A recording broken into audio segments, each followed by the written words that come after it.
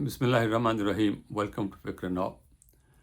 آج کے پروگرام میں ہم اس پر بات کریں گے کہ صدر ٹرمپ نے اپنے پیغام میں آج کہا کہ ایران کے ساتھ جو معاہدہ ہو رہا ہے اس کے ساتھ عرب ممالک کو، جس میں پاکستان بھی شامل ہے، سعودی عرب بھی شامل ہے، ان کو ابراہیمی میثاق میں شامل ہونا چاہیے۔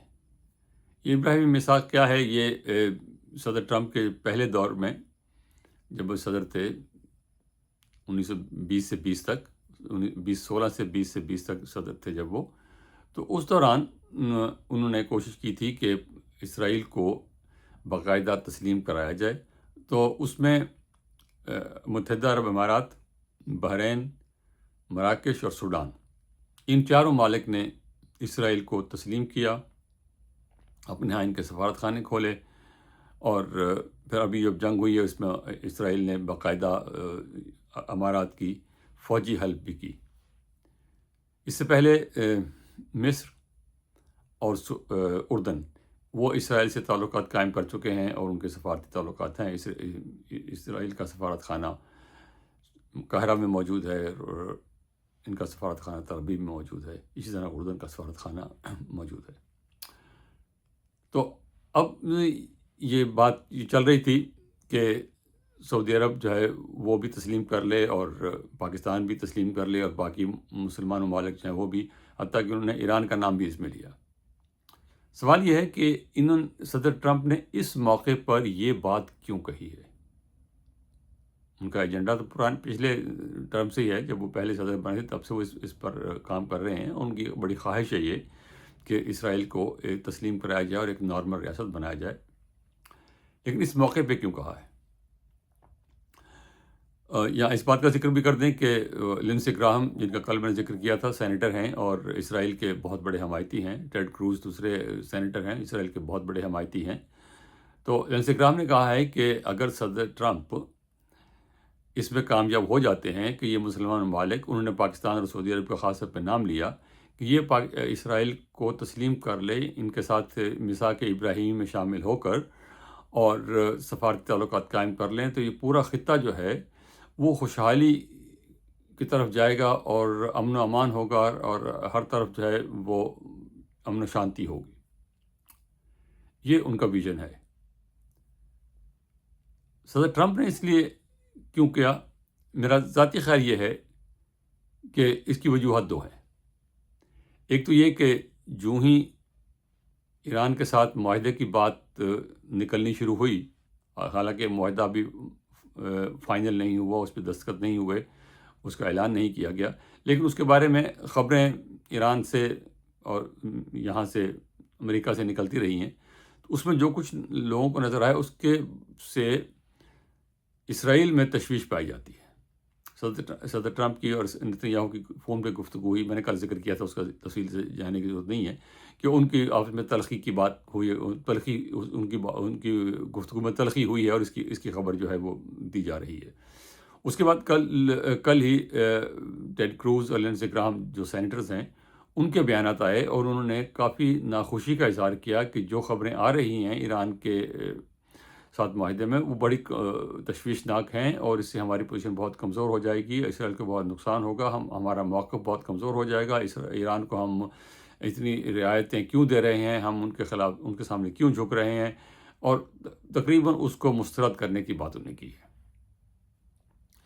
تو اس بیک گراؤنڈ میں میرا خیال یہ ہے کہ صدر ٹرمپ دو مقاصد حاصل کرنا چاہتے ہیں۔ ایک یہ کہ وہ واویلا جو ایران معاہدے کے بارے میں شروع ہو چکا ہے، معاہدہ سامنے آنے سے پہلے ہی، اس کو روکا جائے، کہ اگر وہ اس بات پہ اسرائیل کو راضی کر لیں اور ممالک کو راضی کر لیں، پاکستان کو، کہ وہ اسرائیل کو تسلیم کر لیں یا کر لیں گے، یا اس معاملے میں بات چیت شروع ہو جائے، تو شاید اسرائیل کی طرف سے اور اسرائیل کی لابی جو امریکہ میں ہے اس کی طرف سے ایران معاہدے کی مخالفت نہ ہو یا کم ہو۔ کیونکہ یہ ہم دیکھ چکے ہیں کہ صدر اوباما نے جو معاہدہ کیا تھا اس میں ٹھیک ٹھاک معاہدہ تھا، اس میں کوئی ایسی خرابی نہیں تھی، لیکن کیونکہ اسرائیل کو پسند نہیں تھا، انہوں نے وہ معاہدہ 2018 میں ختم کرا دیا۔ حالانکہ اس معاہدے کے جو شرائط بھی تھی ایران نے ساری پوری کی تھی، لیکن نتنیاہو کو، اسرائیل کے یہاں جو لابی ہے ان کو وہ پسند نہیں تھا، وہ کہتے کہ یہ ہمارے مقاصد حاصل نہیں ہوتے اور اس کو ہم نہیں مانتے، اور وہ معاہدہ ختم ہو گیا۔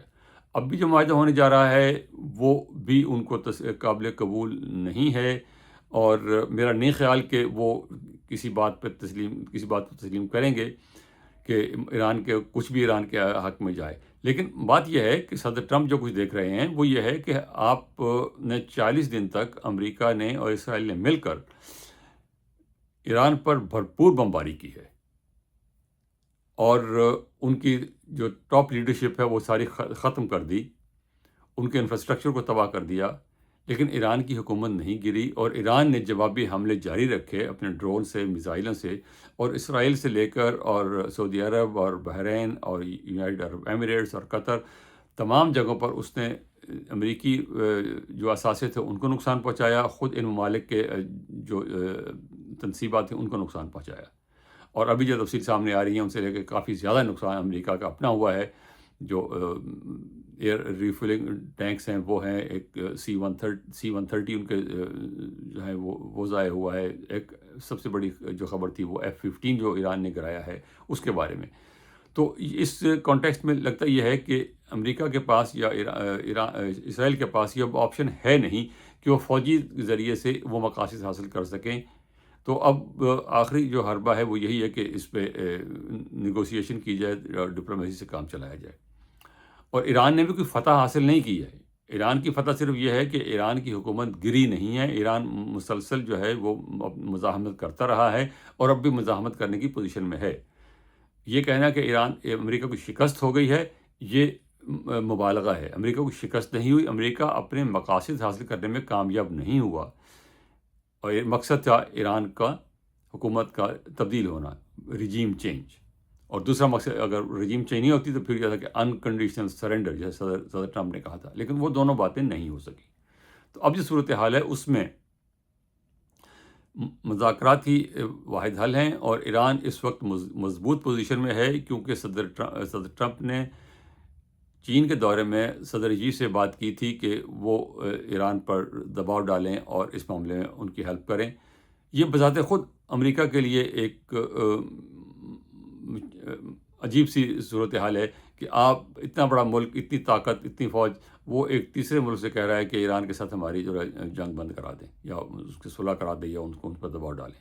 یہ بذات خود ایک بہت بڑی تبدیلی ہے، اور وہ بھی بات نہیں بنی، اور صدر جی نے وہ بھی مدد کرنے سے انکار کر دیا۔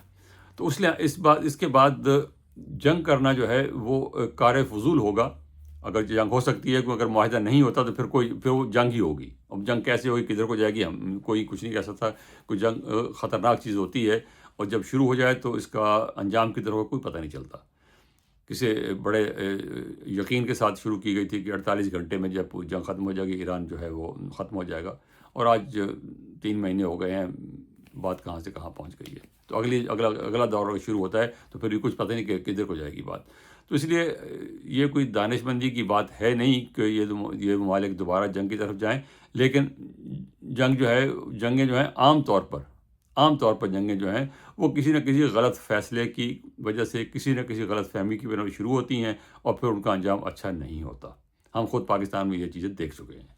تو اس لیے امید ہے کہ یہ ایسا نہیں ہوگا، لیکن اگر ایسا ہوتا ہے تو پھر یہ اور مزید خرابی اور ہوگی۔ اور دوسری بات یہ کہ جن ممالک نے یہ میثاق ابراہیمی سائن کیا ہے، ان کی طرف سے سوال یہ ہے کہ ان کو ملا کیا ہے؟ کیا ان کو تحفظ ملا ہے؟ کیا ان کو معاشی خوشحالی ملی ہے؟ اور پاکستان کا، سعودی عرب کا تو موقف سیدھا موقف ہے کہ بھائی وہاں ایک وائبل سوورن فلسطینی ریاست قائم کر دیں تو ہم تسلیم کرنے کو تیار ہیں، اور سارے ممالک اکٹھے یہ تسلیم کریں گے۔ یہ سعودی عرب کی طرف سے جو اعلامیہ دیا گیا تھا کچھ سال پہلے، اس میں یہ بات سیدھی سی کہی گئی ہے۔ تو اس لیے میرا خیال ہے کہ یہ بات جو ہے وہ صدر ٹرمپ زیادہ تو اس لیے کہہ رہے ہیں کہ اس تنقید کو روکا جائے جو اس معاہدے پہ ہونے والی ہے اور شروع ہو چکی ہے، اور دوسرا یہ کہ اگر یہ بات معاہدہ عمل درآمد ہوتا ہے اور واقعی اسرائیل کو تسلیم کر لی جاتا ہے، جو بھی شرائط کسی ممالک کی ہوں ان کو وہ سامنے رکھ کر اگر بات بنتی ہے تو وہ یقین اچھی بات ہے۔ جنگ سے امن بہرحال بہتر ہے، لیکن وہ ان کی شرائط کیا ہیں یہ اب پاکستان کی طرف سے بھی واضح ہے، سعودی عرب کی طرف سے واضح ہے، اور وہ ان لوگوں کی کمٹمنٹ ہے. یہ حکومتیں اگر چاہیں بھی، پاکستان کی، سعودی عرب کی حکومتیں اگر چاہیں بھی تو یہ نہیں کر سکتی. عوامی پریشر اتنا زیادہ ہوگا کہ یہ لوگ یہ نہیں کر سکتے. پاکستان کے حکمران، خاص طور پہ ہمارے جرنیل جو ہیں، ان کے اسرائیل کے ساتھ انڈائریکٹ روابط رہے ہیں، لیکن کوئی سبسٹینشیل بات نہیں ہوئی ہے.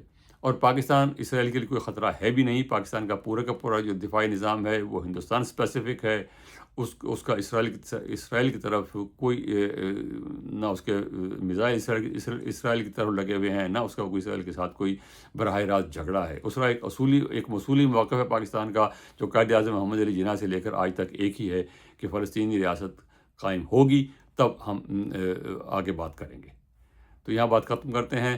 بہت شکریہ. خدا حافظ. ہمارے چینل کو سبسکرائب کیجیے اور کمنٹس دیجیے.